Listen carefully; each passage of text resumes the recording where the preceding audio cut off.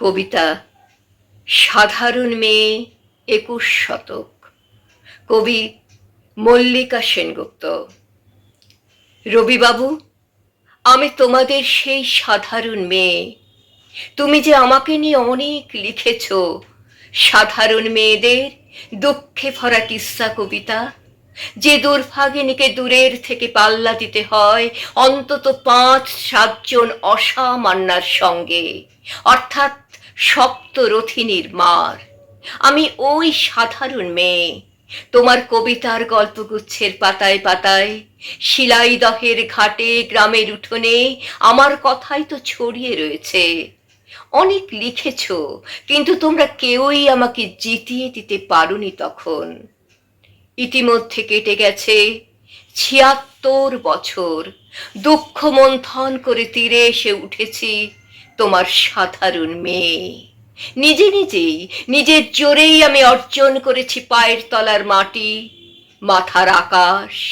কয়েক হাজার মেয়ে সাধারণ ছড়িয়ে পড়েছি নিউজ রুমের করিডোরে আর কম্পিউটারে, বিশ্ববিদ্যালয়ে, স্কুলে, কলেজে কলেজে, ছেলে মেয়েদের স্কুল সিলেবাসে, রান্নার টেবিলে, হারমোনিয়াম থেকে হাওয়ার্ড পর্যন্ত অনাস চলাফেরা এখন আমার। কাঁচরাপাড়ার গলিপথ থেকে ক্যালিফোর্নিয়ায়, পাড়ার ফাংশন থেকে পার্লামেন্ট ঘরে, এখন আমাকে আর ইট চাপা দেওয়া যায় না। এক মুঠো আমলকি এই পৃথিবীকে এখন নিজেই আমি জিতে নিতে পারি। আমার 10টি হাতে ধরা আছে দিক চক্রবাল। ঘর ও বাহির থেকে প্রেম প্রতারণা, স্বামী ও শাশুড়ি থেকে বিশ্ব উষ্ণায়ন, ছোট পরিবার থেকে বড় কাজের টানাও পড়েন, নিপুণ সব সামলিনি আমি দশভুজা।